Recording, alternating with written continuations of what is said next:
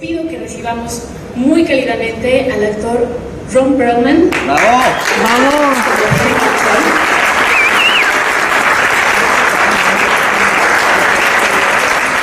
A Charlie Day como el doctor Wendell Geisler.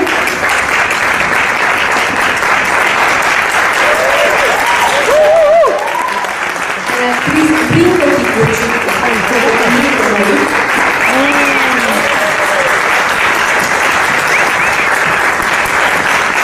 Por supuesto, nuestro queridísimo Guillermo del Toro. ¡Bravo!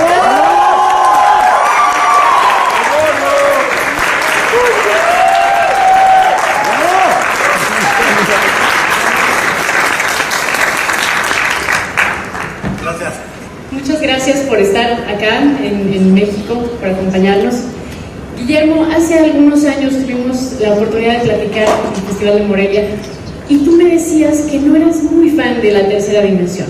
Exacto. Esta película ahora llega en 3D y en 2D y me gustaría que nos contaras cómo el hacer esta película cambió tu opinión respecto al 3D. Bueno, ahora creo que para acción, aventuras y cine de género soy ahora un fanático convertido del 3D. Me acerqué a la conversión de esta película con mucho cuidado.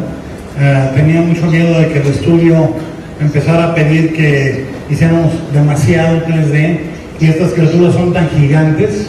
La sensación de dimensión de estas criaturas es tan impresionante en la pantalla que cuando fuerzas el 3D se hubieran visto miniaturizadas, si lo exageras. Entonces le pedí al estudio que nos permitiera controlar el 3D completamente. Les pedí que nos dieran 40 y tantas semanas para convertir el 3D. Normalmente se hacen 8 o 12 semanas. Entonces accedieron y realmente, como soy un freak completo del control, estoy encima de la gente dando lata. Logramos una conversión de 3D que creo que el público va a estar muy contento con ella. Ahora es mi formato favorito para la visión de esta película. Es decir, no creo que sea para cualquier película el 3D, no creo que sea una cosa generalizada, pero para una película de acción del género es importante. Yo creo que esta película, si la pueden ver en 3D, procuren verla en 3D. Muchas gracias. Vamos a empezar con Reforma, con la sección Gente, y le daremos la palabra a Mario Colina. Hola, ¿cómo estás? Felicidades, bienvenidos a México a todos.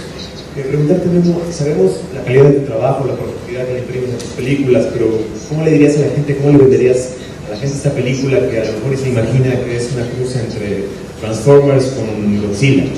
Bueno, la realidad es que es bastante única y ciertamente no es algo que haya existido anteriormente. Una de las razones por las que me acerqué a esta película y le dediqué 3 años de mi vida ya ahorita es porque nunca había visto yo algo como esto. Mi generación creció con todos los que están aquí, que son de mi pelo, saben con qué crecimos. Crecimos con una invasión de pop japonés brutal, Señorita Cometa, Ultraman, Ultra Seven, Leo León, Kimba, Pepito el Niño Lobo, Monstruos del Espacio, La Gente 05, en fin, cantidad de anime, cantidad de El Hombre de Acero, cantidad de series de tele fantásticas japonesas.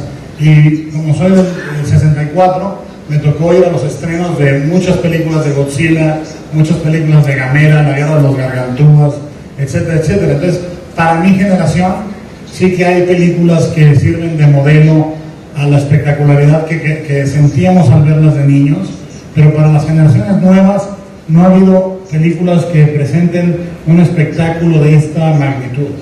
La película es absolutamente increíble en cuanto a las escenas de acción, el tamaño, la espectacularidad de la película es increíble. Realmente vas al cine y vas a ver escenas que creo que no se han visto jamás en el cine, en ninguna película. Los Transformers son como el tamaño de la uña de un dedo meñique de uno de los robots. Nosotros medimos 25 pisos de altura. Es el tamaño de los robots, y 25 pisos de altura el de los monstruos. Entonces, realmente vas a ver unas escenas de acción de destrucción de Hong Kong, de ataques a diferentes ciudades, peleas en la estratosfera bajo el mar. Creo que es una película para toda la familia y particularmente para niños, que realmente espero conecte a nivel emocional y a nivel de espectáculo. Gracias. Vamos con Eric Gallardo de Grupo Fórmula. Aquí adelante.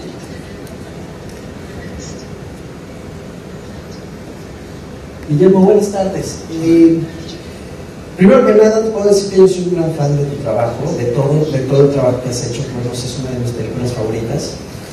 Sin embargo, en esta película yo veo que vemos a otro Guillermo del Toro, un Guillermo del Toro que está tratando de hacer un blockbuster de verano, que al mismo tiempo toma ciertas ideas prestadas de algunas otras cosas, como el mech, el anime. No sé, yo veo una cierta influencia en uno muy en específico llamado Evangelion, que tiene más o menos muy parecido el argumento. ¿Ya la viste?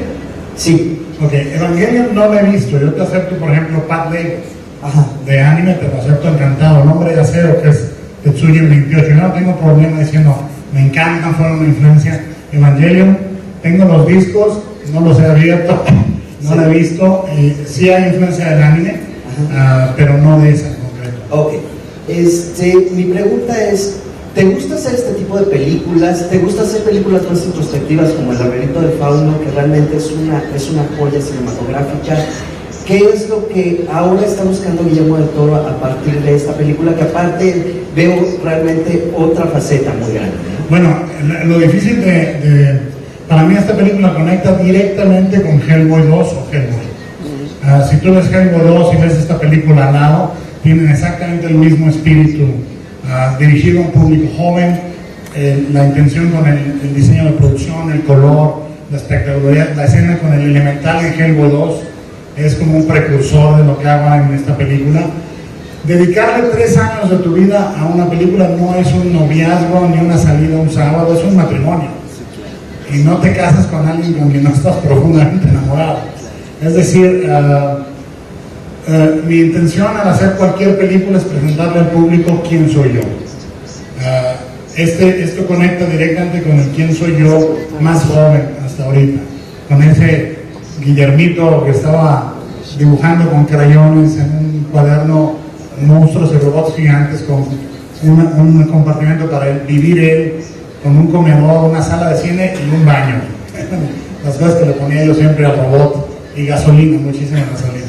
Pero la idea es, creo que en mi carrera yo he tratado de hacer todo lo que me ha parecido que me ha gustado hacer. Nunca pienso, no me pregunto qué pensará, qué pasará, cómo será tomado, porque realmente la vida es muy cortita para vivirla ante la mirada de los demás. ¿Entiendes? Yo gozo con lo que gozo, y de la misma manera que si te encanta el sushi, no vas a comer sushi toda tu pinche vida. Vas a decir, hoy en la mañana quiero unos chilaquiles. De la misma manera es el banquete de la vida, y a mí me interesa mucho desayunar, comer y cenar películas que me hacen crecer como cineasta, que me hacen crecer como creador de imágenes, y con las que me voy a divertir todo el tiempo que voy a vivir con ellas. Esta película tengo 3 años con ella, y al día de hoy es la película de la que estoy más contento a nivel de creación audiovisual, y la que me hace sonreír 3, 4, 5 veces a la semana. Todavía al día de hoy la veo y sonrío inevitablemente. Hay gente que sonríe cuando les dices que cachorritos o gatitos. A mí cuando me dices monstruos gigantes o robots gigantes, sonrío inevitablemente. Gracias. Vamos con Iván Zapata de Uno TV. ¿Qué tal? ¿Cómo estás? Guillermo, antes que nada quiero irme con los actores, si me permites. Ustedes no pueden tener carreras más diferentes. Tenemos a Hellboy y motociclista, tenemos un dueño de un bar en Filadelfia, tenemos una actriz nominada al Oscar. ¿Cómo es que encontraron un punto medio para la ciencia ficción, sobre todo en esta película, y cómo usaron sus personalidades específicas para lograr congeniar en Pacific Rim? Y Guillermo, ¿cómo usaste eso mismo, sus personalidades, sus conocimientos, lo que ellos hacen y saben hacer, para contar la historia de Pacific Rim. Muchas gracias. Well, thank you for presuming that I have a personality. And I can't remember the question at all. So I'm going to defer to my friend Charlie. Thanks, Ron.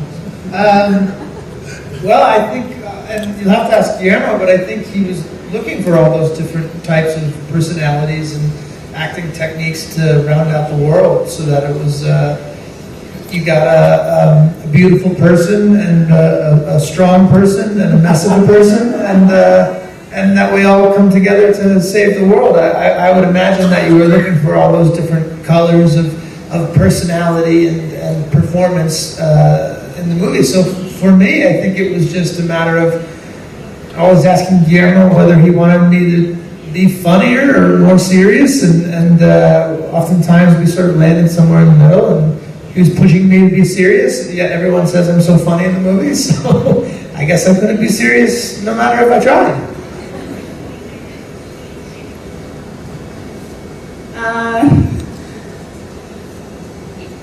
I grew up with a lot of Austin movie and Local movie. To be part of this, movie, it's like, dream come true.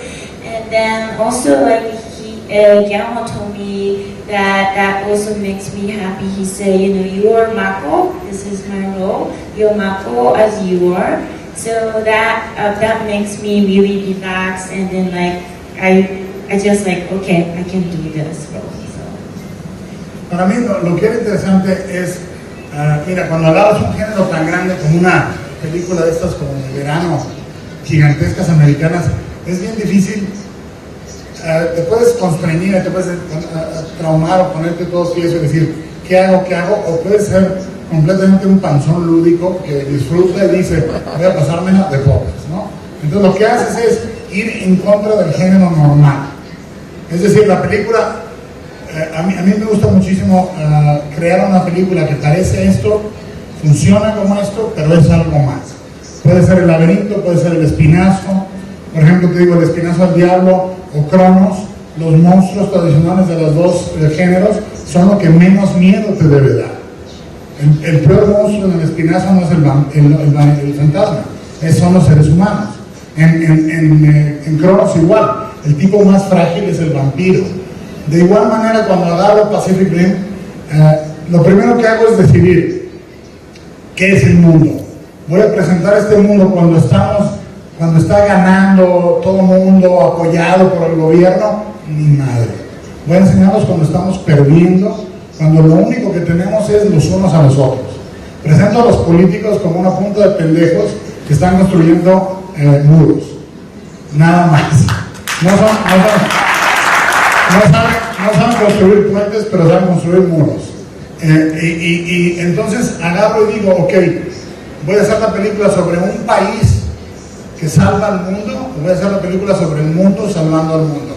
Entonces tengo a Idris Elba, en lugar de un señor protestante, rubio y blanco, como líder de la resistencia.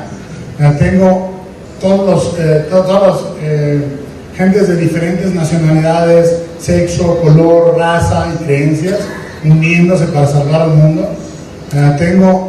Trato de decir con la película que nos necesitamos todos unos a los otros, en lugar de mandar un mensaje pro militar, agarro y trato de hacer una película de aventuras donde la gente se quitó el uniforme, donde las denominaciones son cercanas a una película de oeste, Rangers, el Martian, etcétera, etcétera. Sobre todo enseño que para ganar no es necesario nada más las armas, se necesita el ingenio, como Charlie, se necesita un tipo corrupto pero simpático como Ron, se necesita la solidez que tiene el personaje de Rico, se necesita el sacrificio, en fin, todas estas cosas son cosas que van contrapelo de la película de verano. Por ejemplo, inmediatamente cuando tomas una decisión de tipo audiovisual, de construcción de mundo, es automáticamente una decisión política. ¿Por qué? Porque si tú haces la película que se ve como todas las películas americanas, como comercial de coches, donde todo está nuevecito, limpio, pulido, y donde todo el mundo solamente es funcional dentro de la estructura de una estructura militar, entonces sí. Pero si decides enseñar todo decadente, corroído, enmohecido, dañado, y lo haces una aventura con un espíritu romántico y puro de heroísmo humano, yo creo que es bien diferente. Entonces son códigos sutiles, pero soy padre de 2 niñas y me interesa muchísimo que si algún niño va a ver la película, no sienta que la única película de aventuras que existe es una película donde va a ser una oda al armamento, una oda a lo militar, una oda a un solo país, donde la única ciudad que va a ser atacada es Nueva York, ¿no? Y que en Nueva York parece que la Estatua de la Libertad es un magneto de monstruos y aliens y naves espaciales, y donde el personaje femenino va a tener una verdadera historia, donde va a tener un papel donde no va a ser una chica sexy, que o es chica sexy o es un hombre con falda, porque se vuelven unas máquinas de pelear y de acción instantáneamente. Y finalmente, donde esa historia entre un piloto femenino y un piloto masculino puede ser una historia de respeto mutuo, de amistad, de amor, pero de compañeros, en lugar de tener que forzar una historia. Te doy estas pautas porque es importante saber por qué escojo los colores de actores que escojo. Porque para mí los actores son como parte de una sinfonía o colores, y juntos permiten el tono de la película. Si no hay el humor que traen Charlie y Ron, no es posible que en ese universo existan los monstruos gigantes y los robots gigantes. Si me voy demasiado a lo serio, hay un punto en donde estás viendo una película tan seria con la ciencia ficción que sale un robot gigante y sale fuera de tono, o un monstruo gigante y sale fuera de tono. Eso, lo más delicado del cine es el tono, y no hay manera de explicarlo más que visceralmente. Lo creas visceralmente, y los actores son instrumentales en eso. ¿Sí contesté la pregunta? Nos echamos los 20 minutos. Estamos con Fernando Moreno, el More de Ibero 90.9. Hola, acá atrás, saludos. Al fondo, a la derecha, contestaste ya por qué los escogiste a ellos, entonces les quisiera preguntar a ellos por qué trabajar contigo, Rinko, cómo se pasa de ser la Naoko de Tokyo Blues a la científica golpeadora de esta película, Charlie, cómo se pasa de la comedia total a ser un científico, y Ron, ¿por qué vuelves a trabajar con Guillermo 20 años después? Gracias. Las damas primero. I'm sorry, for me,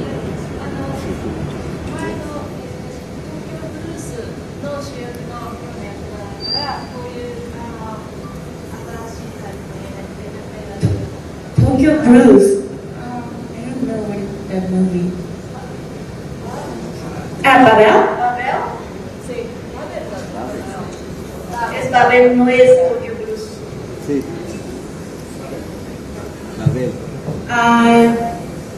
If I'm given a chance, I would jump into the any project as long as I like the role, I like the director, and especially for this movie, I really loved Guillermo. And also 8 years ago, I met him.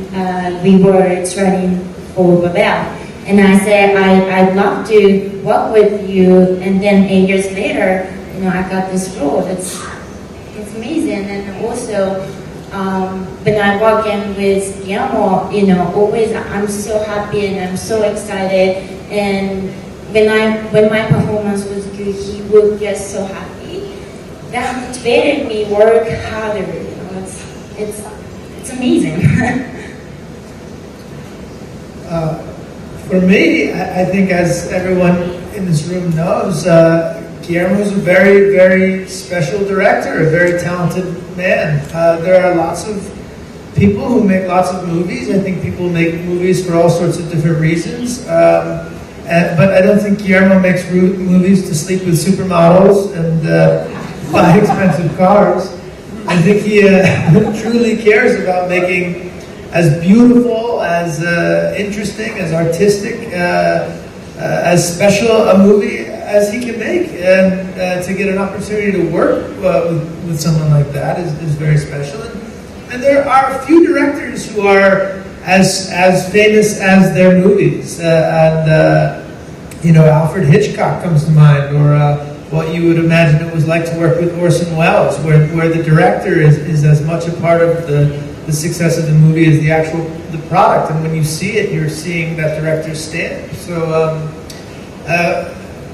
for me, it was really a simple decision to say yes to. And Guillermo has such an infectious personality that it's hard to say no. And then to go from comedy to something of this nature was not something I had expected. It's something I'd certainly always hoped that I could do, but it was just a wonderful opportunity. I couldn't say no. Well, it's no secret that Guillermo and I go back 22 years now. I've said very often publicly and even more often privately that he's been probably the guiding force of the second half of my life. The second half of my life just wouldn't have occurred if it weren't for the opportunities that he's given me as an artist, the way he sees me, what my skill set is. No one else ever sees me that way.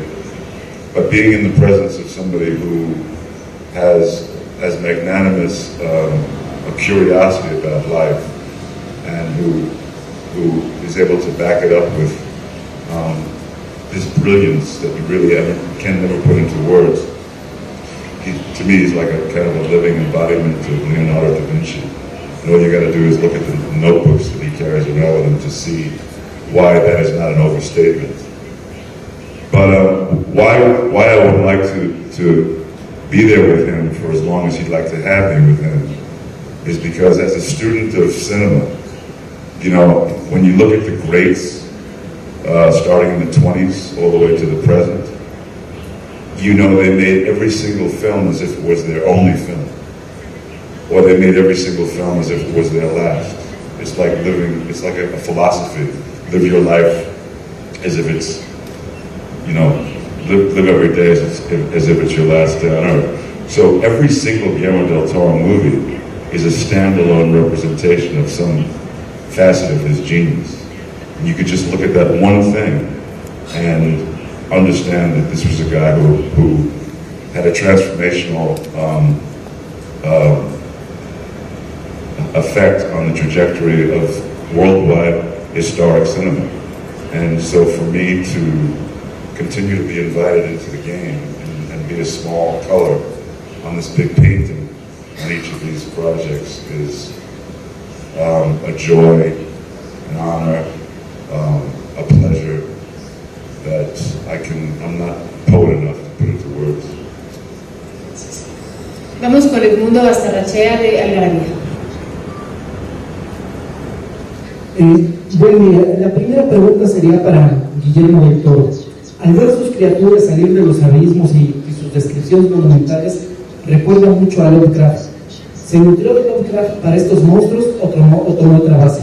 Y si me permite hacer la segunda pregunta a Ron Perlman, es sobre esto. John Huston decía que filmó La Reina Africana en África para divertirse, sumergiendo en un lago de sanguijuelas a sus amigos.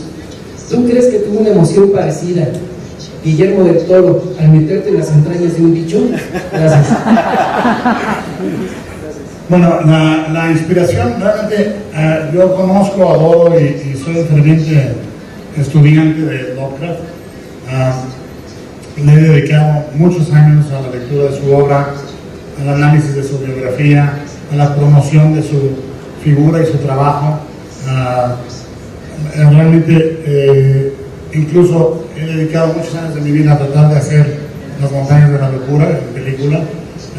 Lamentablemente hasta ahorita no se ha logrado, pero no, realmente la salida de las criaturas del abismo es primigenia en el origen, en el punto de explosión del mito Kaiju. Es decir, Godzilla surge del mar, y Godzilla sí es el papá de todos los Kaiju, y se sostiene en su propia mitología, porque el Kaiju es una mitología muy especial. Evidentemente hay una influencia desde el King Kong o los monstruos de Harryhausen, que destruían grandes edificios famosos de su tiempo, ¿no? El pulpo de 7 brazos destruía el Golden Gate, o King Kong se subía al Empire State, y eso permanece en las películas de los Kaiju, que frecuentemente atacan edificios famosos y tal, surgen del mar, pero lo hermoso del Kaiju como figura mitológica en Japón es que ayuda a sanar las heridas de la Segunda Guerra Mundial, número 1, y se absorbe y se convierte, hay una transformación en una mitología infinitamente más profunda y nacionalista para Japón y eventualmente para el mundo, en donde creo que son las únicas películas realmente que se han hecho como género, que son altares, poemas al monstruo, ¿sí? No existe para mí, por eso compaginan perfectamente con quien soy yo, porque soy un absoluto loco fetichista de los monstruos. Vivo mi vida, tengo la casa familiar, tengo una casa donde trabajo yo solo, llena de monstruos. De prepa, tengo desde mi primer monstruo que hice cuando era chiquito hasta el último monstruo que adquirí. Tengo una figura de Lovecraft de tamaño natural leyendo en la biblioteca para saludarlo todas las mañanas. Y realmente esa mitología del Kaiju es lo más hermoso que hay, porque es un poema de amor a los monstruos. Llega un punto tal en que Godzilla, que surgió como un monstruo más tradicional en el cine, se transforma en un héroe nacional, en una figura nacional para Japón. Entonces ya es Godzilla contra, es como el cambio del santo cuando era rudo y se volvió técnico, ¿no? Era el malo al principio y luego se hizo el bueno. Godzilla es el santo de Japón, es así, y ambos luchan. Lo más grande de verlos es verlos luchar constantemente con enemigos cada vez más grandes, más difíciles. Y lo hermoso del Kaiju aparte es que no importa que Godzilla pelee con el Kaiju malo, como niño te acabas enamorando tanto del Kaiju bueno como del Kaiju malo. Es un género que rebasa cualquier barrera ética, moral o social para dedicarse exclusivamente al fetichismo y a la actividad amorosa en pro del monstruo. Entonces es un género único en el mundo. No existe y no puede ser practicado por nadie que no esté enamorado de los monstruos. Eso también lo garantizo. Y sí me encanta maltratar a Ron. And everyone, for that matter. That's a great question. I'm really glad you harken back to John Huston and this remarkable moment in his life and these other giants, Bogart and Kate Hepburn and the like. I've seen it my entire career where, and it's just occurring to me now, where the filmmaker understands in his own understanding of what we're embarking on, there's a little bit of a life and death element to it. And it's a very exclusive club, being invited to be part of the making of a movie, which if you do it right, takes its place in the pantheon. That they feel compelled to remind the people who are going on this journey that this is a very, very select club. It's almost like a fraternity. And they put these little tests in there to see just how dedicated you are willing to be, to see just how much of yourself you are willing to invest, and to see whether you're actually willing to bleed along with them. Because I've never met a filmmaker that wasn't willing to bleed for his project, especially the guys who I revere and respect. And so I've been tested from the very first film I was in this movie, Quest for Fire. I still have frostbite on my feet and my hands because that director was so fucking perverse that he wanted me to walk in frozen water just to see whether I really, really wanted to play this role. And I did. And, I still have trouble clapping when I'm on the 50-yard line in a football game because it's 30 degrees.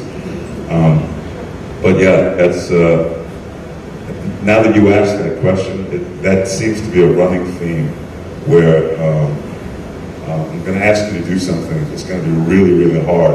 But if you get through this, you're going to know what it feels like to have accomplished something truly spectacular for the greatest art form ever invented. Vamos con Jonathan Sánchez de sopitas.com. ¿Qué tal? Bueno, primero para todos, ¿cuál fue la parte más divertida de hacer esta película? Y para Guillermo, por ahí leí en otra entrevista que había planes de hacer un Jagger mexicano, incluso por ahí había historia para los pilotos ya. ¿Qué nos puedes decir de eso y por qué ya no entraron a la historia?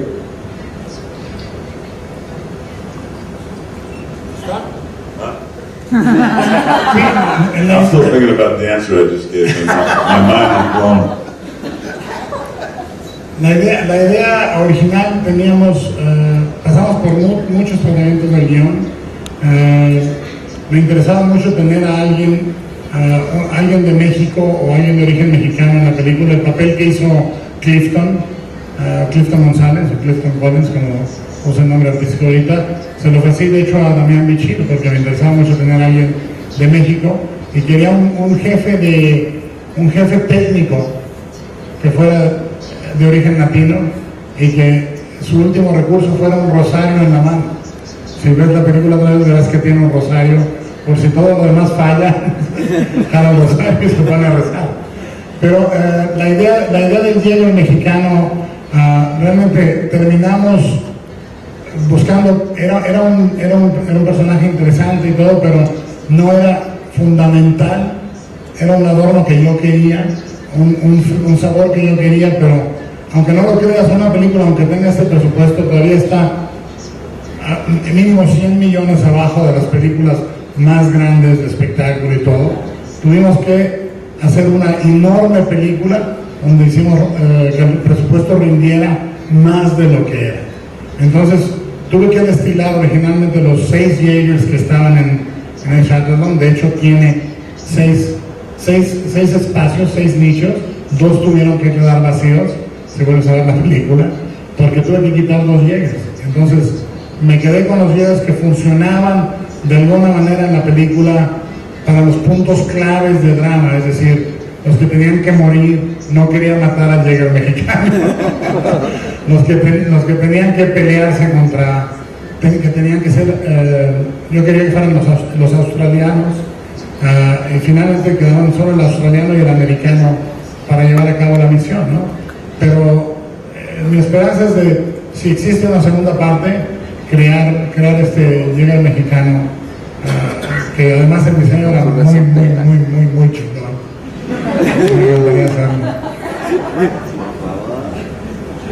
¿Cuál fue la parte divertida de la película para los actores?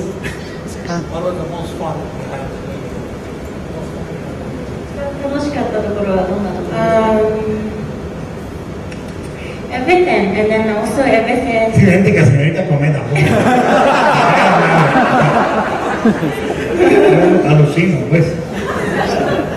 Especially we were in a combat, which is a cockpit the robot. I have love and hate relationship with it because our suits were very heavy, and then we attached the robot, the armor, like a big arm, mechanical arm, also were very heavy.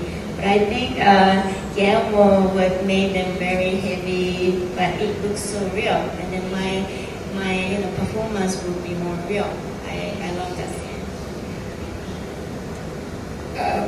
For me, Rob came in at the end of the filming, I think of the entire movie, certainly of my work on the movie, and it really got fun because Guillermo really lit up when Ron got to set, and you could tell that they had a great working relationship, and I thought finally he could be distracted from beating me up week after week and take his punches out on Ron.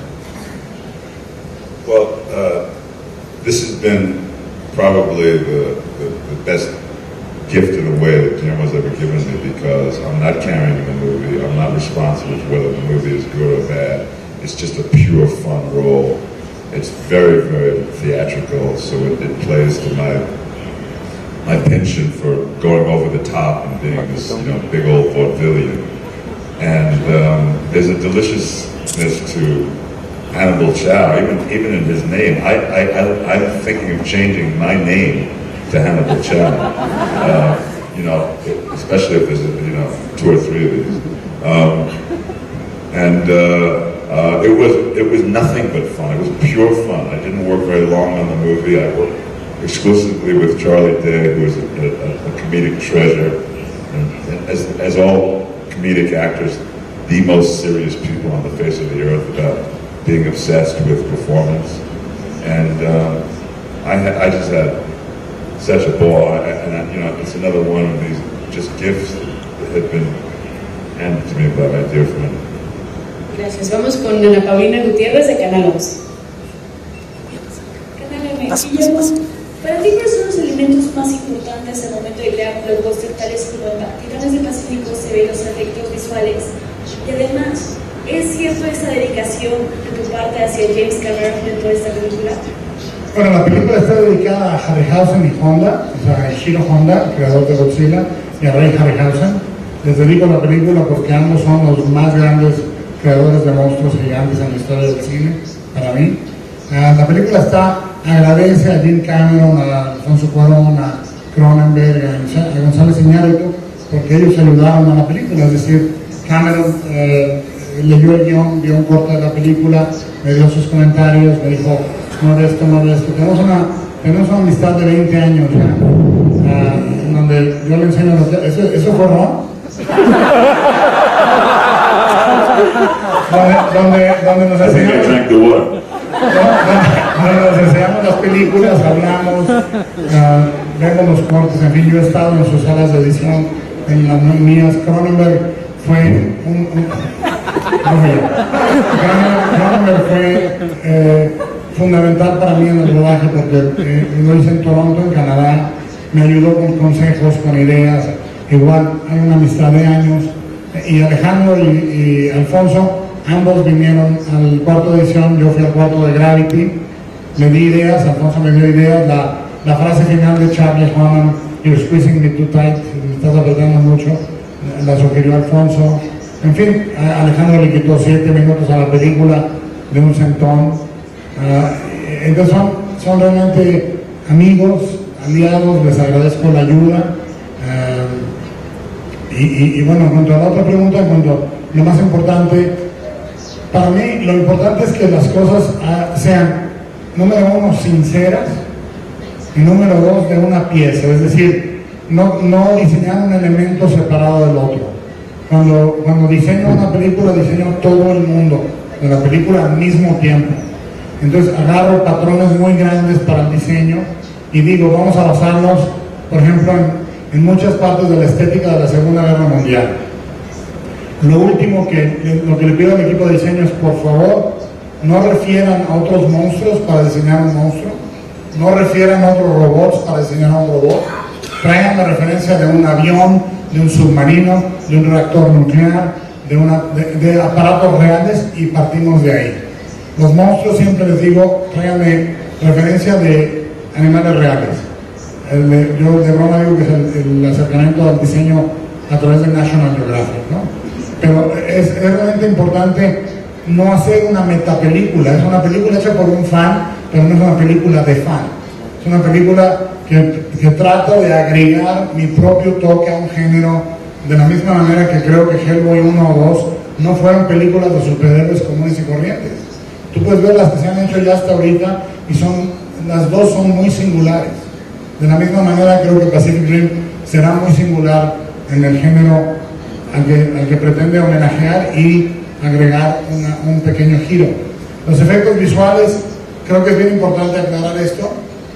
Hay dos cosas que son un gran error al hablar de efectos visuales. Uno, cuando decimos efectos por computadora, ¿no? Porque eso es como llamar a una pintura trabajo de brocha, ¿no? La computadora es un elemento que ayuda a procesar datos, pero son hermosuras de trabajo creadas por animadores, fotógrafos, artistas por docenas y docenas que están aplicados, muchos de ellos mexicanos, están aplicados a crear una realidad que no existe, fotorrealista. La segunda es que hay una idea, por ejemplo, de que una película se puede dividir en la parte de historia y la parte de efectos. Para mí eso no existe. Para mí los personajes son Ringo, Charlie, Ron, y los robots y los monstruos por igual medida.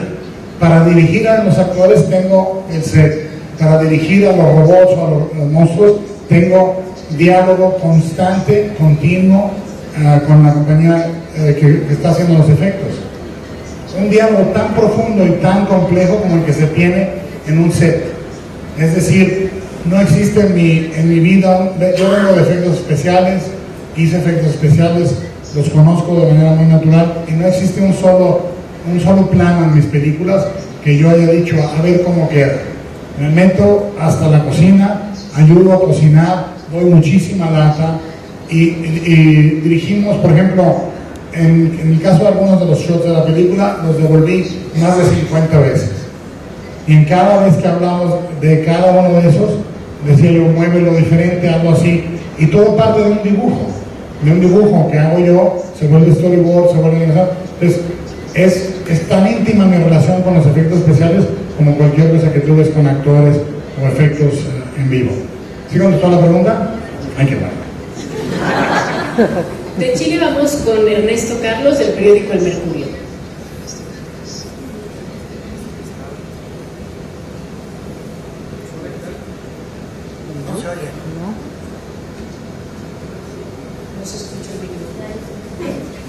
¿Aló? Me acabó la fila. Sí, el viaje era largo de Chile. ¿Qué tal? Felicidades por la película. Hay que ponerle berredia a su micrófono. Sí. Bueno, quería preguntarte, Guillermo, acerca de, si me puedes contar un poco tu pasión siendo un niño. Quiero que me hagas una escena siendo tú un niño, contándome cómo era que veías estas series de animación japonesa, cómo las procesabas, cómo jugabas, en el fondo cómo sigues jugando ahora, ya siendo un cineasta profesional.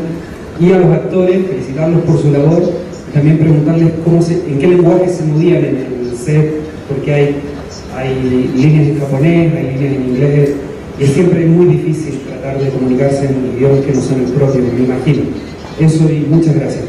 Ok, bueno, cuando yo era niño, estas imágenes, yo viví una infancia profundamente bizarra, porque era la influencia de todo ese pop japonés, la influencia del cine mexicano de terror, la influencia de Hammer, la influencia de Universal, los cómics, Editorial Novaro, Duda, Tradiciones y Leyendas, Fantomas, es decir, todo mi infancia que todavía cargo conmigo es todo eso. Entonces, los Thunderbirds están en la película. Y cuando lanzamos un Jaeger, está tan elaborado el lanzamiento como los Thunderbirds nunca sacaban la pinche nave y despegaban. Se subían a un asiento, bajaban en un elevador, se ensartaban en una cápsula, la cápsula daba vueltas, bajaba por una, se ponía en la nave viajaba en unos rieles, se levantaba y ya por fin se iba. Me lleva la chingada, se tardaban una hora. Igual pasa con los robots, el lanzamiento es muy eso. Ahora, lo único que puedes hacer es dos cosas: saber de dónde vienen tus impulsos y cómo los procesas.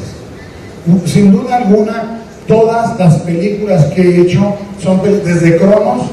Ahorita vemos Cronos desde una perspectiva de 20 años. En su momento era una premisa profundamente ridícula. Era una película que iba a contrapelo de todo, con muchísimas vicisitudes para hacerse. Una película de vampiros en una casa clase media en el DF. Era completamente alucinante. No me importó entonces y no me importa ahorita nada, porque lo importante es ser coherente con el momento exacto en mi biografía en que se fundó la esencia de lo que es mi imaginario, y esa es mi infancia, ¿entiendes? En cualquiera de las películas vuelve a haber un momento fundamental en la película que no habría si lo hubiera tomado ningún otro director, en donde el fuego de la narrativa existe en un momento de infancia, ¿no? Por ejemplo, en la película, en Pacific Rim, el momento en que vemos el recuerdo de Mako como niña, con su corazoncito que lo perdió, simbolizado por el zapatito rojo, ¿me entiendes? Eso tiene un aliento completamente distinto al que le hubiera dado cualquier director preocupado por la taquilla y no preocupado por la coherencia de eso. Entonces, la coherencia la tienes que tener contigo mismo, y recuerdo, ahorita mismo te digo que la misma emoción que me daba entonces todo aquello, me la da ahorita. Yo, si veo una película de Godzilla o veo una película del Santo, las disfruto absolutamente igual, ¿me entiendes? No me importa, las veo diferente y las proceso diferente. Todo esto lo proceso como un cineasta de 48 años y trato de darle un giro. Lo que trato de no hacer es no desactivarla. a ver si te lo puedo explicar sin hacerme bolas. El laberinto puede ser una recontextualización del cuento de hadas, pero de todas maneras, si la ve una persona joven, debería de funcionar como cuento de hadas.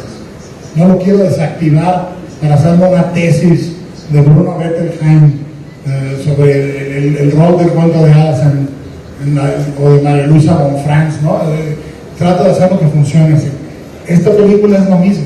Yo te puedo explicar por horas todas mis decisiones basadas en aquel patrón de la Segunda Guerra Mundial, que entonces se mete ya con el racionamiento de comida, el diseño de los robots, cómo los diseñamos en base a cada nacionalidad, bla, bla, bla.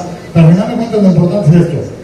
Si la ve un chamaco de 12, un chamaco de 11, que salga pegando de caratazos en el aire, que salga contento, que salga, me divertí como enano, eso al final de cuentas, igual que en Hellboy, puedo hablar por horas de esto o del otro, pero al final de cuentas me encantaría que los niños dijeran, me encanta Hellboy.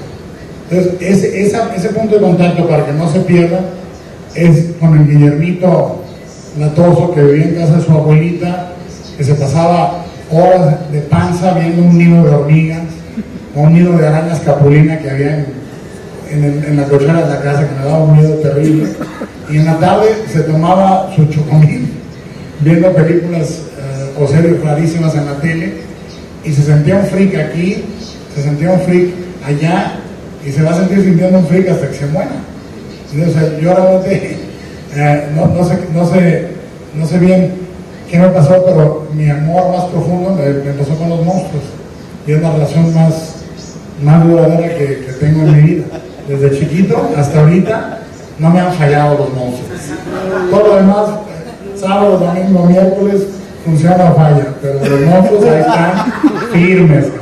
Como dijo Bertolt Brecht, esos no fallan nunca y son los indispensables. Gracias. Vamos con Lorena Tasca, del Universal de Venezuela, por favor.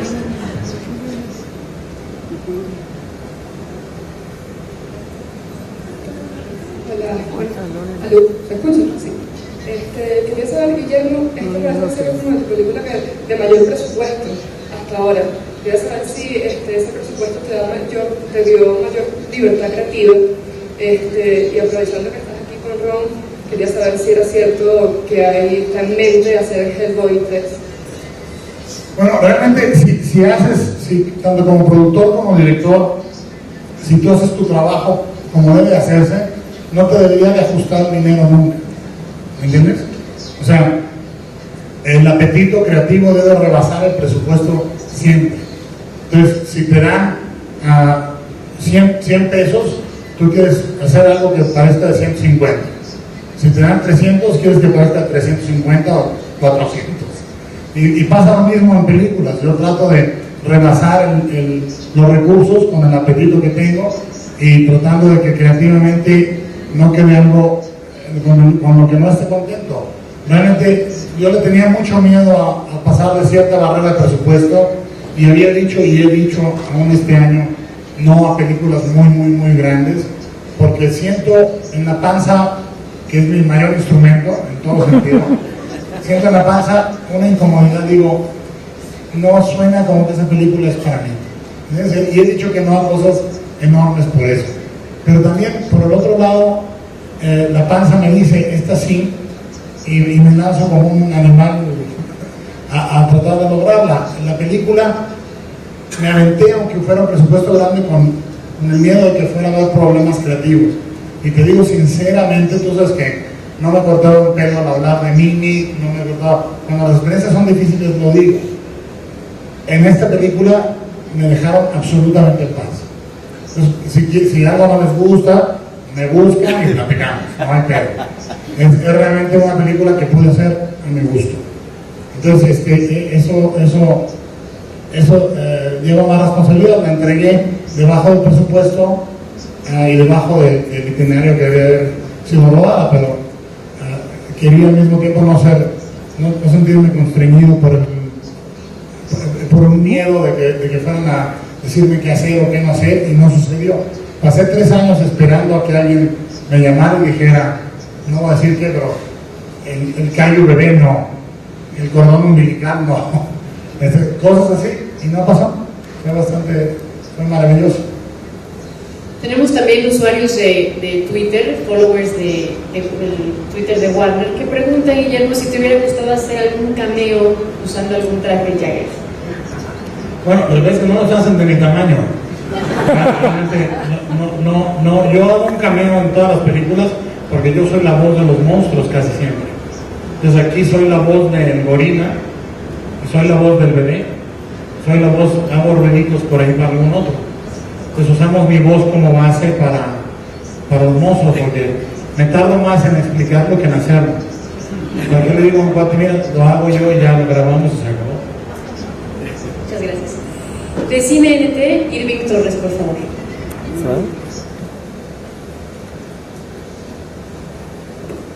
Hola, ¿qué tal? Guillermo, ha sido un largo camino desde que trabajabas como maquillista para ser uno de los directores y productores más importantes en Estados Unidos. ¿Cómo has visto tú este proceso de transformación desde que iniciaste tu carrera, desde antes de estudiar cine a ahorita? Y para Rinko Kikuchi, has trabajado con dos de los grandes directores mexicanos. ¿Cuál ha sido tu experiencia al respecto? Que me conteste ella primero. Okay.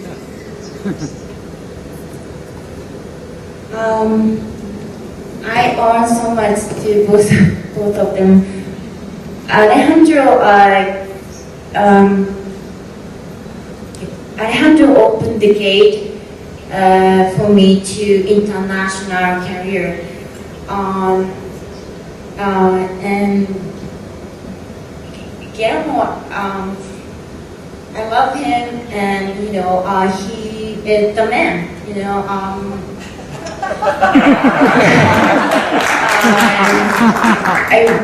I really want to work with him, very soon, again, and also, I'm just very happy. I'm just lucky to get, those roles, and I just do my best, that's all. And I want to... Es súper machina, no se rajan ni un ratito. Todos los demás pilotos lloraban y esta no se quejó ni una vez. Todos los cuates se quebraron, ella ni una vez. Y se quejó, decía otra toma, hasta que los avergonzó a los otros. La pregunta del maquillaje hasta ahorita, bueno, es raro porque por un lado, cuando estábamos haciendo maquillaje al principio, mi socio y yo, Rigo Mora, decíamos, no somos los mejores, pero somos los únicos. Entonces, luego fue creciendo aquello, hubo otros maquillistas, fue creciendo esa industria, pero era muy difícil para mí siempre que yo había nacido con algo torcido que me llevaba hacia un género que era muy difícil de hacer en México. Era muy difícil de explicar que yo trataba de hacer algo diferente, que yo creía en que había imágenes bellas, realmente defendibles y hermosas en toda película de género. ¿Entiendes? Que creo y sigo creyendo al día de hoy que algunas de las grandes imágenes en la historia del cine nos las ha dado el cine de horror. Tú puedes hablar de Chaplin, tú puedes hablar de Griffith, tú puedes hablar de todos estos monstruos del cine básico, primigenio, y hablas también de Nosferatu, de la María de Metrópolis, hablas de una cantidad de íconos que vienen del género, y yo quería ser un pintor de íconos de monstruos, ¿entiendes? Eso es lo que quería. El maquillaje era un camino para hacerlo. Yo hacía maquillaje desde chiquito. Hay una foto mía de 10 años disfrazado de vampiro chupando la sangre a mi hermana, y ya estábamos, me aventaba de la chimenea con una herida que me la hacía con cera de vela, y me aventaba a la chimenea unos cojines, y pasaba mi mamá y creía que me había herido hasta que me hizo una herida de verdad y no me hicieron caso. Pero esa persona, lo que sucede es que ese espíritu ha seguido hasta ahorita. Y te puedo decir, hace 3 años se cayó una película mía, Las Montañas de la Locura. Sigo teniendo dificultad para... Si hiciera las películas que me quieren dar, no tendría problema, filmaría cada año, ¿entiendes? Pero soy un gordo terco y quiero filmar las películas que quiero filmar. Y entonces hay aún una pequeña lucha entre hacer mi mujer siempre que hago algo me dice, ¿por qué no haces esto otro? Dice, porque sería demasiado fácil, ¿verdad? Tener la vida más sencilla. Me he complicado la vida desde chico hasta ahorita, pero creo que eso ha sido importante para mí en decir lo que han visto mío. Si ustedes vivieran conmigo 20 años, no me conocerían nada más que si ven mis películas. O sea, yo soy lo que hago, ¿entiendes? A lo mejor dirían, esta faceta no la he hecho, esta faceta no la he hecho, pero espero llegar a hacerlas en las películas. Yo me entrego completamente a las películas. En cada película engordo 50 kilos, los tengo que bajar, ¿no? Yo ni le entro a chupe, ni fumo. Entonces, lo único que me queda son los pingüinos Marinela, que llevo con fervor.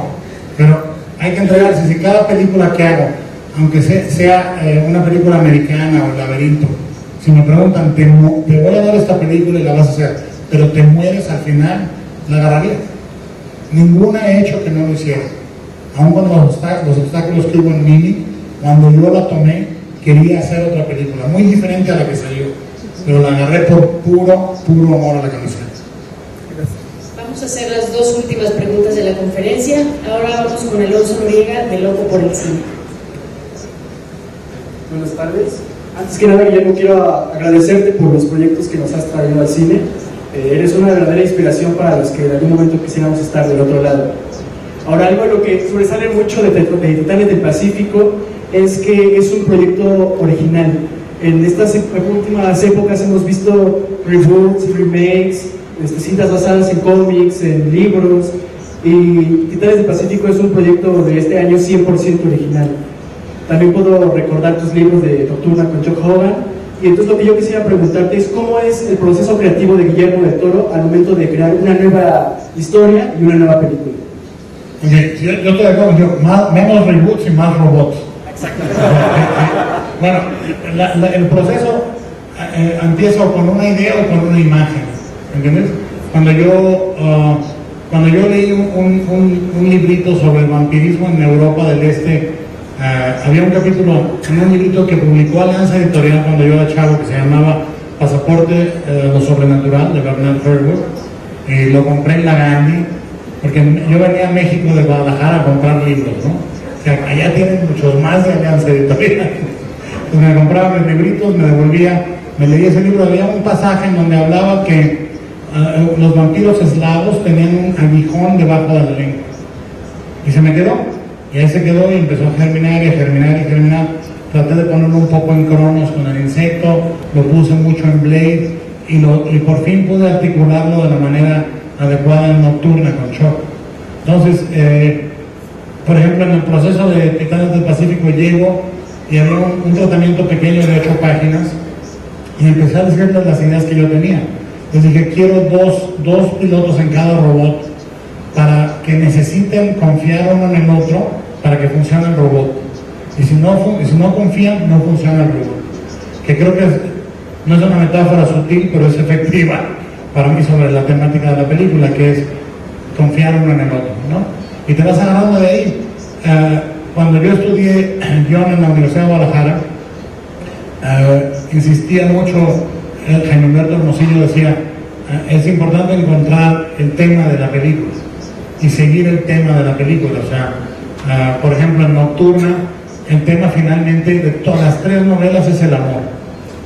Primero es el amor como guía de los vampiros hacia la destrucción, vas y destruyes aquello que amas, y al final, que los que no hayan leído la tercera no se les echó a perder, al final la manera única en la que pueden vencer esto es porque los vampiros nunca entendieron lo que era el amor, ¿no? La esencial idea del amor. Igual para Titanes del Pacífico es agarrar esa historia o esa idea de confiar unos en los otros y de que nadie salva al mundo solo, ¿entiendes? Y articularla a través de toda la película. Si lo vuelves a ver con esto que hemos estado hablando, verás cómo están todas estas cosas sembradas en la película y puede ser mucho más interesante eso que estártelos contando yo, pero la idea es siempre, una vez más, construir las películas con un montón de detalles, pero esperando que la gente no los note hasta una segunda visión. Gracias. Vamos con Yamilio Ortega, de AFP.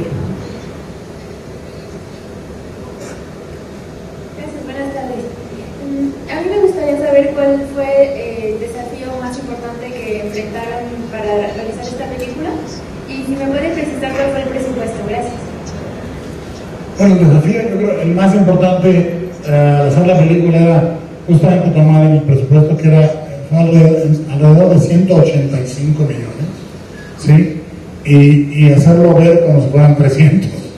O sea, suena inmodesto. Yo me acuerdo cuando estaba yo batallándole para hacer, creo que era El Espinazo, o una de estas, y me hablaba Alfonso y me decía, estoy tratando de llegar a 190 con Harry Potter, y dije, échamelo. Pero realmente es la construcción de un coche de un tamaño requiere un presupuesto de un tamaño, la construcción de un coche de otro requiere uno de otro. Por ejemplo, ahorita Berta Navarro, Alejandro Springer y yo estamos echándole la lucha para levantar un presupuesto de alrededor de $3 millones para una primera película mexicana de Celso García, se llama La Delgada Línea Amarilla, y cuesta igual trabajo, porque estamos buscando ese presupuesto para hacerlo rendir y que se vea lo más grande posible. Entonces, como productor o como director, no importa cuál sea el tamaño, tratar de que rinda más. Ese es el reto más grande, y el otro reto grande es buscar, yo espero que los que la hayan visto esté ahí, buscar no perder, que la película nunca pierda la mirada del niño de 12 años, que la película, aunque la haga yo a esta edad, aunque la haga yo habiendo hecho películas que ya hice, que presentan otras facetas, que tienen un lugar diferente en mi filmografía, que me permita de la manera más sincera y absoluta mirar a esos monstruos y esos robots con los ojos de Guillermito que vivía en Pedro Moreno, en Guadalajara, ¿no? Ese es el reto más grande para mí como cineasta. ¿Cómo Gracias. decidiste no cambiar de fotógrafo, pero sí pasar al 3D? Porque decía Herzog que es muy complicado pensar el 3D tan rápido como hacen las películas de Hollywood. ¿Qué lo piensa que el cerebro humano? Estoy de acuerdo, rodar en 3D es muy difícil. Navarro y yo fuimos una mañana entera, Cameron nos dio una cátedra de 3D, nos fuimos con él y nos explicó todo lo explicable del 3D, y salimos de la plática, nos fuimos a la marisquería y dijimos, no hay que hacerla en 3D, porque nos vamos a tardar un chingo. Entonces realmente lo que la hicimos para 2D, y cuando optamos por convertirla a 3D, ya no había la presión de tiempo, ¿entiendes? Y Guillermo y yo ya nos habíamos embarcado en todo el rollo de fotografía digital, ¿no? Guillermo tenía las Red, las Epic, y habíamos hecho pruebas, y el color, la saturación de color que hay en la película es muy, muy espectacular, y buscábamos un colorido mucho más vivo del que podríamos haber conseguido de otra forma.